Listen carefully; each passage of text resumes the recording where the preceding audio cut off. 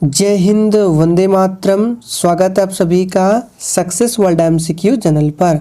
तो फ्रेंड्स, आज की इस वीडियो में बिहार पुलिस की नई भर्ती और बिहार मध्य निषेध सिपाही की भर्ती के लिए लूसेंट बुक से प्रैक्टिस सेट नंबर 20 चलेगा।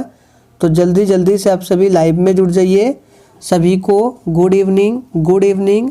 तो चलिए आज के सेशन को स्टार्ट करते हैं। और चैनल पर जितने भी स्टूडेंट पहली बार आए हैं, आप लोग डेली क्लास टाइमिंग को नोट कर लेंगे और पीडीएफ आपको टेलीग्राम पर मिल जाएगा। टेलीग्राम का लिंक इसी वीडियो के डिस्क्रिप्शन बॉक्स में दिया गया है, आप लोग जाकर ज्वाइन कर सकते हैं। तो सेशन का पहला प्रश्न है, भारत का सबसे ऊंचा नदी बांध कौन सा है? आप लोगों को आंसर करने के लिए लाइव चैट का ऑप्शन दिया गया है, तो प्रत्येक स्टूडेंट को लाइव में अपना अपना आंसर करते जाना है। तो देखिए, पहले प्रश्न का राइट आंसर जो भी बच्चे ऑप्शन डी को दिए हैं बिल्कुल सही जवाब है। टिहरी बांध जो है ये भारत का सबसे ऊंचा नदी बांध है और ये उत्तराखंड राज्य में स्थित है।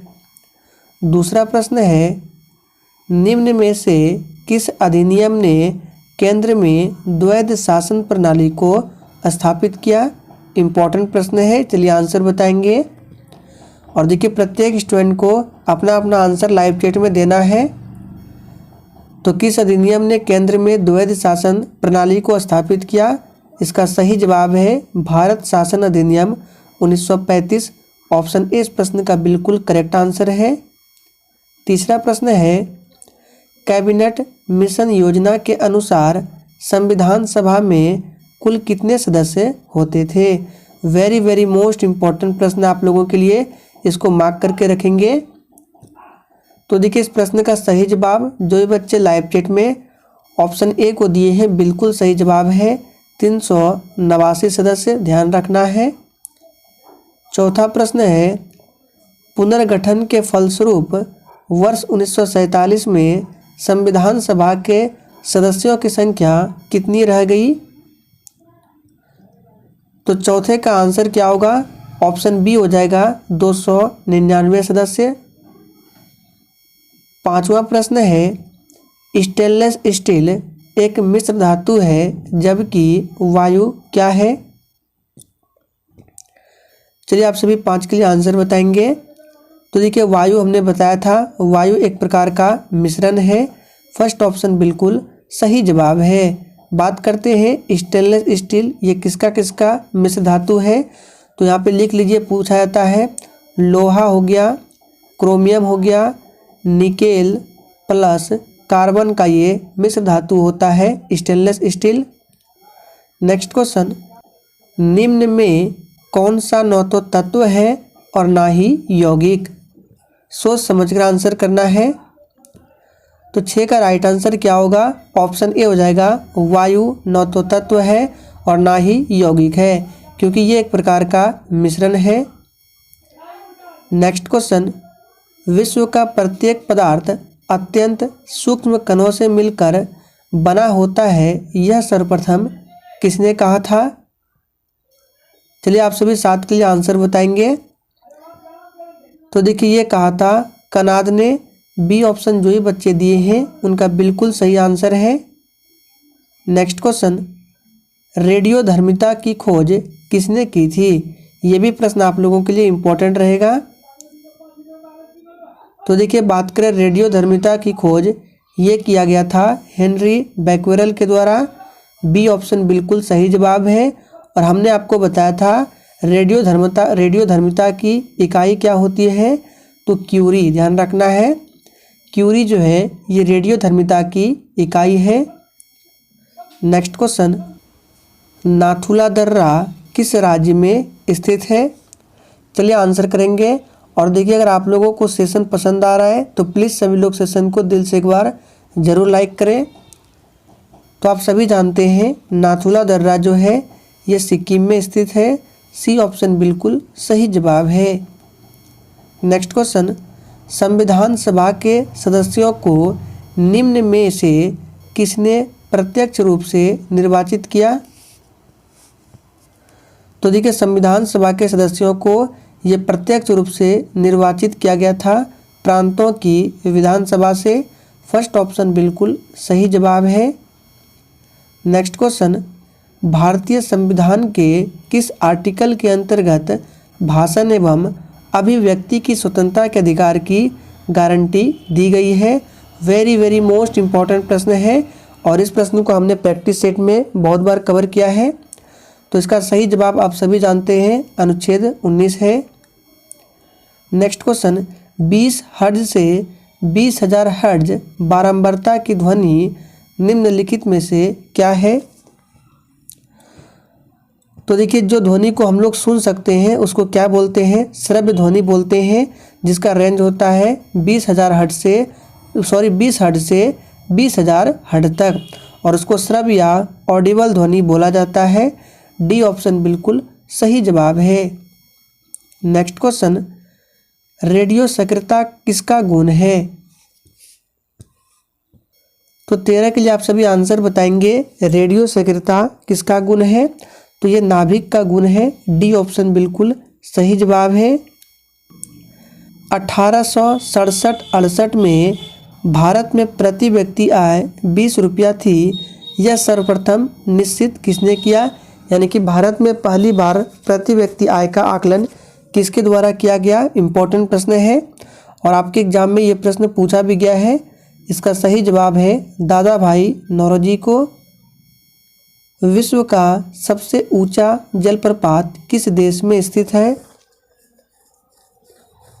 चलिए आंसर बताएंगे। तो देखिए, बात करें विश्व का सबसे ऊंचा जलप्रपात, तो हमने बताया था ये वेनेजुएला में है।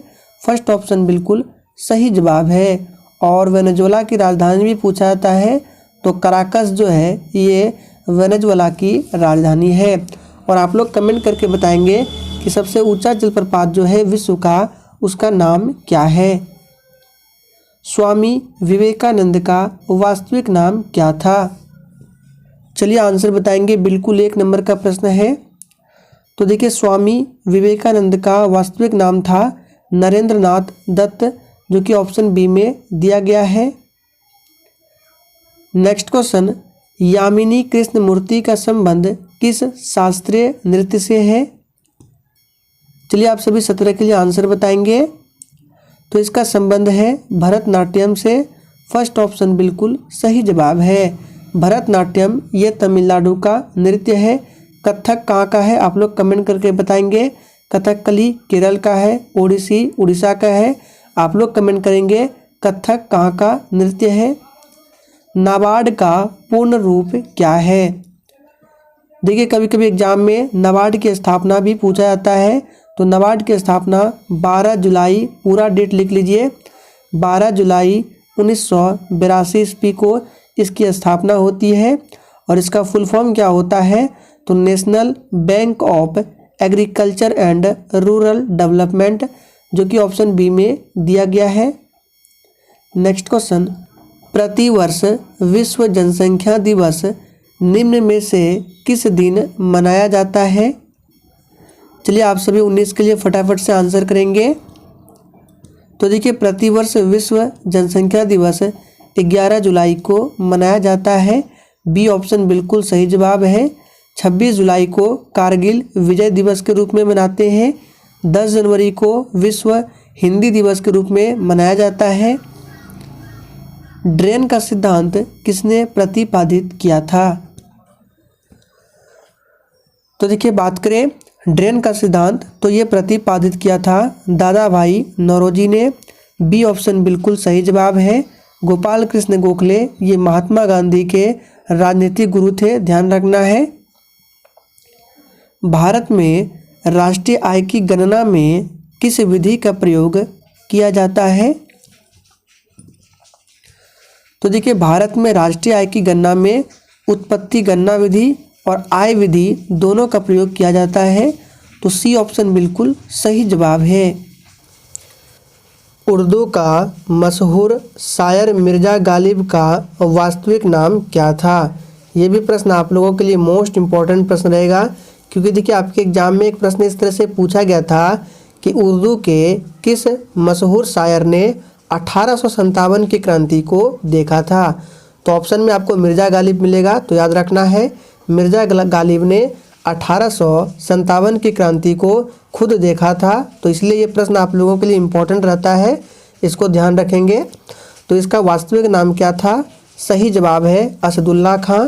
बी ऑप्शन बिल्कुल सही जवाब है। केरल में सर्वाधिक प्रचलित शास्त्रीय नृत्य कौन सा है?